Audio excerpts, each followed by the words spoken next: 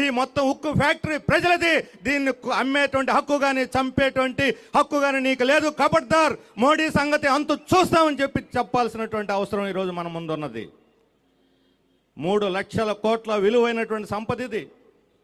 ప్రజలు అభివృద్ధి చేశారు. ఆ రోజు కేంద్ర ప్రభుత్వం 5,000 కోట్ల రూపాయలు పెట్టుబడి పెడితే ఈ 30 ఏళ్లలో 58,000 కోట్ల రూపాయల విలువ కలిగినటువంటి పన్ను, కేవలం పన్ను మాత్రమే కేంద్ర ప్రభుత్వానికి కట్టింది ఈ ఉక్కు ఫ్యాక్టరీ. అంటే వాళ్ళు పెట్టిన పెట్టుబడికి 10 రెట్లు ఈరోజు కార్మికులు చెమటోడ్చి రక్తమాంసాలు ఓడ్చి పన్ను రూపంలో కేంద్ర ప్రభుత్వానికి చెల్లించారు. దీని మీద కేంద్ర ప్రభుత్వానికి, మోడీకి ఎలాంటి హక్కు లేదు. ఇది కార్మికుల యొక్క, ప్రజల యొక్క శ్రమ ఫలితము.